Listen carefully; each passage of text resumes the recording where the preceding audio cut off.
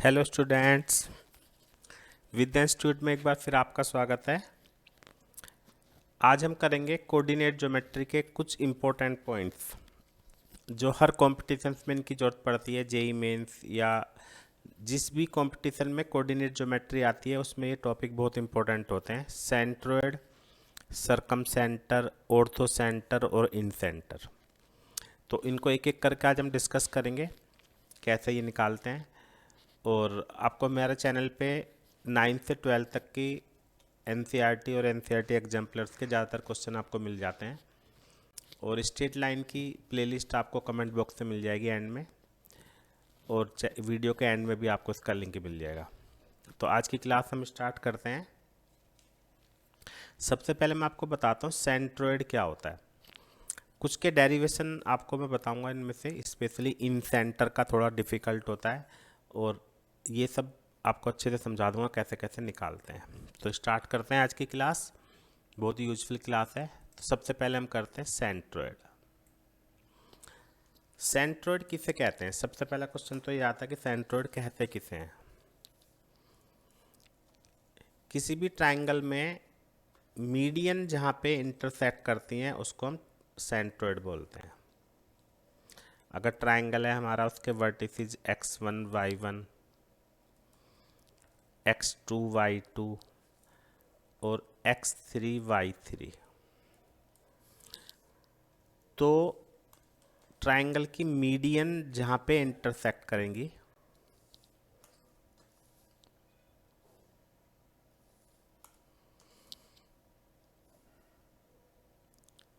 इसको हम बोलते हैं सेंट्रोइड।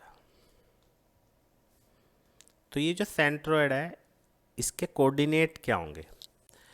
तो सेंट्रोइड के कोऑर्डिनेट होते हैं x1 plus y1, sorry x1 plus x2 plus x3 upon 3। तीनों कोऑर्डिनेट को प्लस करके 3 से डिवाइड कर देते हैं। y1 plus y2 plus y3 upon 3। तो ये आपको फॉर्मूला याद रखना है, लेकिन मैं आपको बता देता हूँ कि ये निकालना कैसे है ना, ताकि आप इसको ड्राइव भी कर सकें या कोई आपसे पूछेगा तो आप बता भी सकते हो। तो थोड़ा सा जल्दी जल्दी बता देंगे। सबसे पहले तो मिड पॉइंट फॉर्मूले से हम डी निकालते हैं, और डी होता है ये x2 plus x3 upon 2, y2 plus y3 upon 2। इसके बाद जो हमारा सेंट्रोइड होता है वो हर मीडियन को 2:1 में डिवाइड करता है, 2:1। तो हम सेक्शन फॉर्मूला लगा देंगे तो जी पॉइंट आ जाएगा हमारा। कैसे? 2 को इधर वाले से मल्टीप्लाई करेंगे 2। ये मैं थोड़ा सा आपको जल्दी बता रहा हूँ क्योंकि इन सेंटर का थोड़ा लेंथी होता है, ये तो आसान है। तो 2 को इधर मल्टीप्लाई करेंगे प्लस 1 को उधर, और upon m plus n section formula. तो 2 से 2 कैंसिल हो गया, तो कितना आ गया x1 plus x2 plus x3 upon 3। और सिमिलरली ये हो जाएगा हमारा।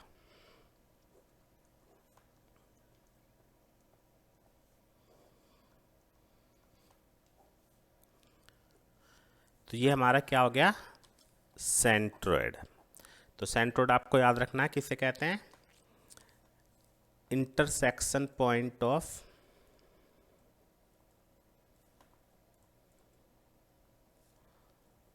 मीडियंस, जहाँ पे ट्रायंगल की मीडियन मिलती हैं हर साइड उसकी, उसको हम बोलते हैं सेंट्रोइड। तो अब आते हैं हम इसके बाद सरकम सेंटर।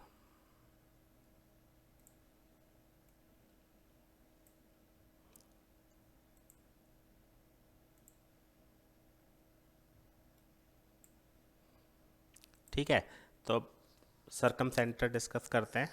किसे कहते हैं? सबसे पहली बात तो आती है सरकम सेंटर कहते किसे हैं, फिर निकालना कैसे है वो बताते हैं।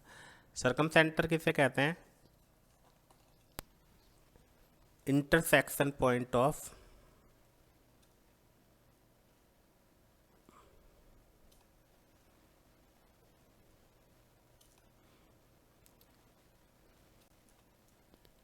ऑफ इंटरनल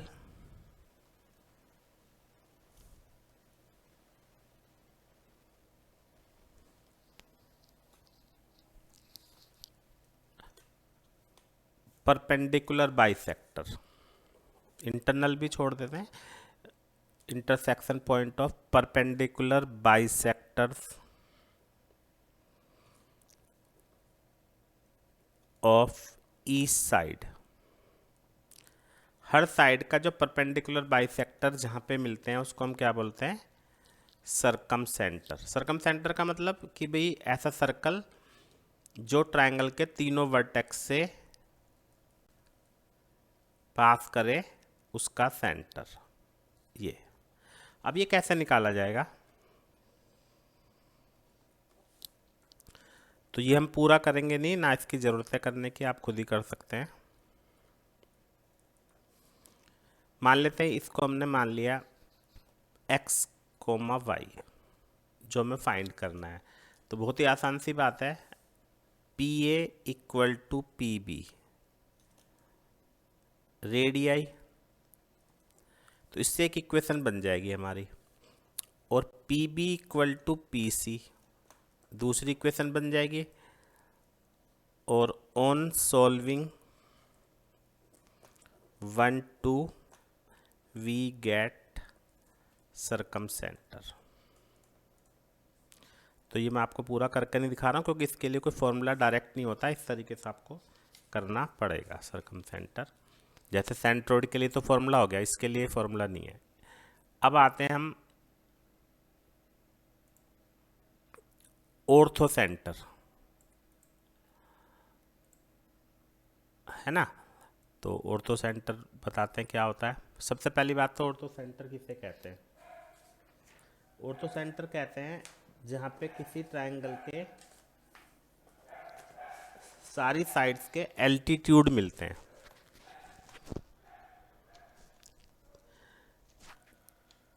किसे कहते हैं? Intersection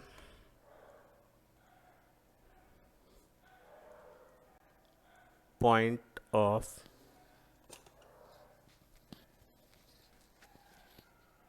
altitude of each side. मतलब मान लो ये ट्रायंगल है, इसकी साइड, इसका एल्टीट्यूड है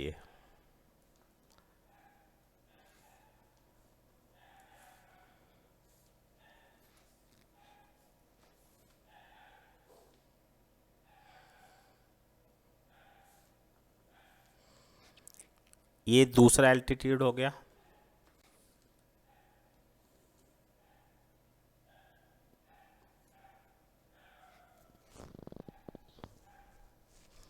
ये थर्ड। तो ये हमारा ऑर्थोसेंटर है। अब ये कैसे निकालेंगे? देखो इसके लिए भी मैं आपको प्रोसीजर बता देता हूँ। स्ट्रेट लाइन में आपको पढ़ चुके हो ये, तो मैं पूरा प्रोसीजर बता रहा हूँ, फिर आपको खुद करना होगा।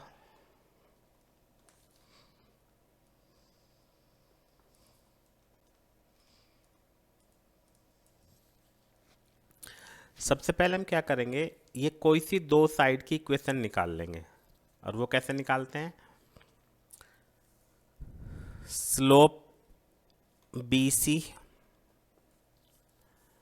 फिर स्लोप AD। मान लो इसका स्लोप M है, तो AD का स्लोप होगा -1/m। फिर हम निकालेंगे इक्वेशन ऑफ AD, है ना, इस वाले फॉर्मूले से। तो AD की इक्वेशन आ गई। यहाँ पे AD के स्लोप में हम जो AD का स्लोप है वो लिखेंगे -1/। सिमिलरली फिर हम निकाल लेंगे इक्वेशन ऑफ BE, फिर इनको सॉल्व कर लेंगे टू गेट ऑर्थोसेंटर। ठीक है, मतलब पहले AD की इक्वेशन निकालेंगे, वो बता दिया आपको कैसे निकालनी है। BC का स्लोप निकालो, उसका नेगेटिव रेसिप्रोकल AD का स्लोप, फिर AD की इक्वेशन y - y1 अब इतना तो मैं समझ रहा हूँ कि आपको ये सब तो आना ही चाहिए, स्लोप वगैरह, क्योंकि इस वाली क्लास में मैं आपको ऑर्थो सेंटर वगैरह बता रहा हूँ। बाकी स्ट्रेट लाइन की आपको सारी वीडियो चैनल पे मिल जाएंगी, तो वहाँ से आप देख सकते हैं। दोनों इक्वेशन को सॉल्व करके हमारा ओ आ जाएगा। अब आते हैं हम इन सेंटर, जो सबसे इम्पोर्टेंट है और थोड़ा सा मुश्किल है क्योंकि इसमें ज़्यादा काम है। तो इसका मैं आपको पूरा डेरिवेशन बताऊंगा कि कैसे किसी ट्रायंगल का इन सेंटर निकालते हैं। फिगर थोड़ा साइड में यहाँ बना लेते हैं ताकि दिक्कत ना हो। तो ये हमारा ट्रायंगल हो गया।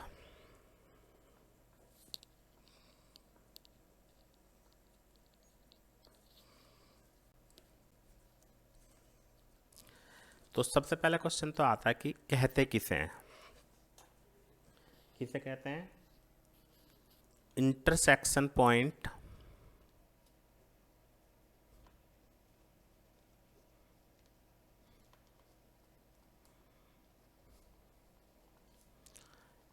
Internal angle bisectors. मतलब ट्रायंगल के एंगल के बाइसेक्टर, जैसे एंगल ए है तो इसका बाइसेक्टर ये, और दूसरा अगर ले लें ये, थर्ड वाला हम बना नहीं रहे क्योंकि वो इसका ले लेंगे तो यहाँ पे मिलेंगे। तो ये हमें आई फाइंड करना है इन सेंटर। ठीक है, तो कैसे फाइंड करते हैं जरा ये देखते हैं। तो इसके लिए हमें सबसे पहले क्या करना पड़ेगा, जो ट्रायंगल की साइड्स हैं, एंगल ए के सामने वाली साइड बी सी को हम ले लेते हैं ए, स्मॉल ए, और वो कैसे निकालेंगे? डिस्टेंस फॉर्मूले से आप निकाल सकते हो, या लेंथ गिवन होगी। ए सी को हम ले लेते हैं बी, और ए बी को ले लेते हैं सी, यानी ये लेंथ ऑफ साइड्स हो गई। ज्योमेट्री में हम एक बात पढ़ चुके हैं कि जो एंगल बाइसेक्टर होता है किसी भी ट्रायंगल के एंगल का, वो अपोजिट साइड को किस रेशियो में डिवाइड करता है? मतलब B D upon D C का जो रेशियो होगा वो इसकी साइड्स के रेशियो के इक्वल होगा, मतलब A B upon A C. Angle bisector theorem कहते हैं इसको।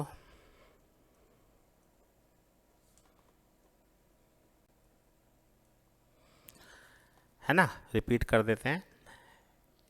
किसी भी एंगल का जो बाइसेक्टर है वो अपोजिट साइड को जिस रेशियो में डिवाइड करता है वो रेशियो उस एंगल की साइड्स के रेशियो के इक्वल होता है।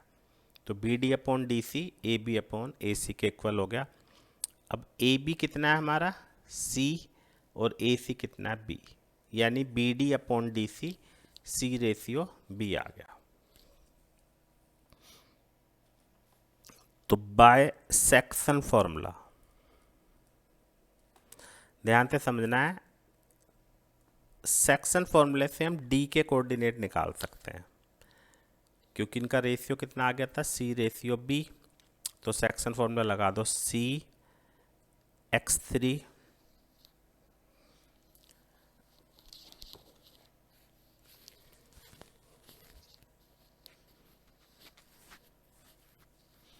सी को उधर इंटू करेंगे, C x3 plus B x2 upon B plus C, comma C y3 plus B y2 upon B plus C. ये डी के कोऑर्डिनेट आ गए, लेकिन हमें किसके निकालने हैं? आई के। अब यहाँ पर आप एक बात देखो कि जैसे हमने ये बाइसेक्टर थ्योरम लगाई थी, ऐसी ट्रायंगल ए बी डी में भी बाइसेक्टर थ्योरम लगाई जा सकती है। ए बी डी में कैसे? A B upon B D equal to A I upon I D. तो क्या करेंगे? In triangle A B D, इसमें भी ए लगा देते हैं। तो A I upon I D equal to A B upon B D. अब यहाँ पे हम एक काम करते हैं, इसको सेकंड इक्वेशन डाल देते हैं, इसमें से हम बी डी की वैल्यू निकाल लेते हैं इक्वेशन फर्स्ट में से, जिसको फर्स्ट डाल देते हैं। तो ध्यान से देखते हैं फर्स्ट इक्वेशन में क्या है, B D upon D C किसके इक्वल है, ऐसा लिख देते हैं, देखो from first B D upon D C C upon B, है ना। और फिगर में से देखो हम बी डी, ये जो है डी सी को क्या लिख सकते हैं, डी सी को लिख सकते हैं B C minus B D.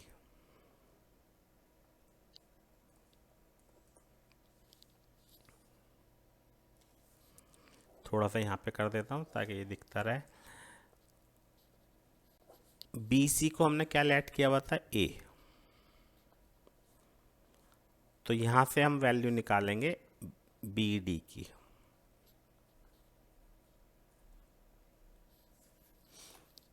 ये छोटा लिखना चाहिए हमें सी, क्योंकि इस साइड को रिप्रेजेंट कर रहा है। तो ये कितना हो गया, A C minus C B D. तो बी डी की वैल्यू कितनी आ गई यहाँ से,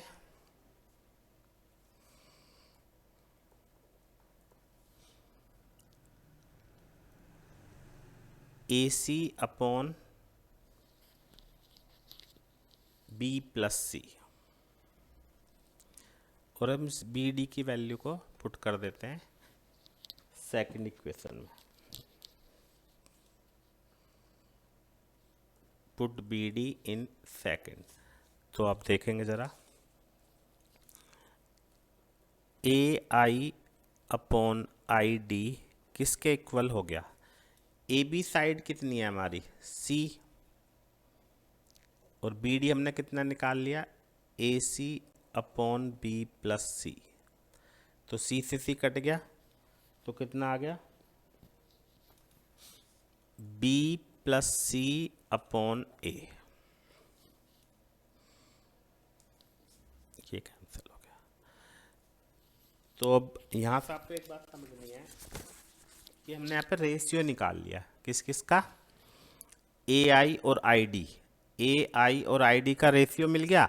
तो सेक्शन फॉर्मूले से अब हम आई निकाल देंगे, क्योंकि डी के कोऑर्डिनेट भी हमारे पास हैंगे, ये वाले डी के कोऑर्डिनेट।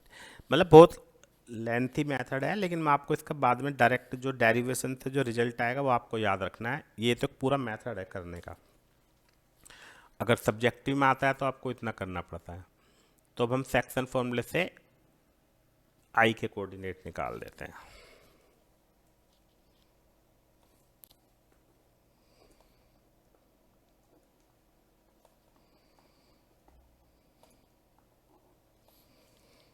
तो अब ज़रा ध्यान से देखेंगे कि आई के कोऑर्डिनेट कैसे निकलेंगे। ये कितना आता है, B plus C ratio A, ये कितना है, बी प्लस सी, और ये कितना है, ए। तो जानबूझ के मैंने थोड़ा सा कलर ऐसा लिया है ताकि आप समझ लो। बी प्लस सी को इधर इंटू करेंगे डी वाले से, यानी इससे, और ए को करेंगे इधर से, और अपॉन में तीनों का सम। समझ गए, बी प्लस सी से इधर करेंगे, इधर बी प्लस सी को इधर करना है और ए को इधर करना है, और अपॉन में इन दोनों का सम।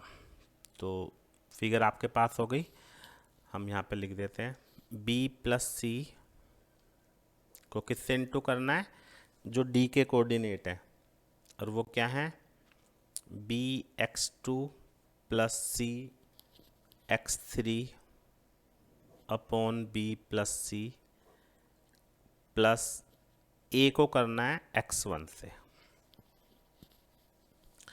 अपॉन में तीनों का सम। और ऐसे ही यहाँ पे करेंगे बी प्लस सी वाई वाले कोऑर्डिनेट से, तो B Y two C Y three upon B plus C,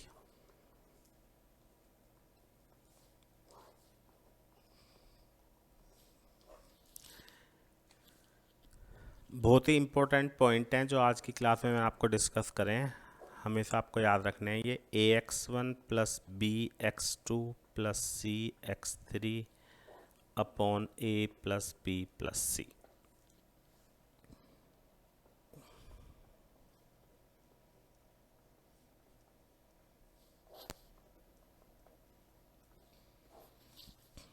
ये हमें रिजल्ट याद रखना है कि किसी भी ट्रायंगल के इन सेंटर का फॉर्मूला क्या हो गया, ए एक्स वन। अब ए क्या है, एंगल ए के सामने वाली side, plus B X one angle B के सामने वाली साइड, सी क्या है, एंगल सी के सामने वाली साइड। तो ये रिजल्ट आप याद रखेंगे। अगर डायरेक्ट आपको इन सेंटर का रिजल्ट निकला है तो ये वाले फॉर्मूले को हम यूज कर सकते हैं। ठीक है, तो उम्मीद है आपको अच्छे से समझ में आ गया होगा। 4 चीज़ें बताई हैं, centroid, circumcentre, orthocentre and incentre, और सभी के आपको डेरिवेशन भी समझा दिए हैं। इसके अलावा आपको स्ट्रेट लाइन की जो प्लेलिस्ट है वो आपको स्क्रीन पे नज़र आ रही होगी या कमेंट बॉक्स में भी आपको दिख सकती है, तो वहाँ से भी आप देख सकते हैं। ठीक है, तो क्लास ख़त्म करते हैं। Thank you very much.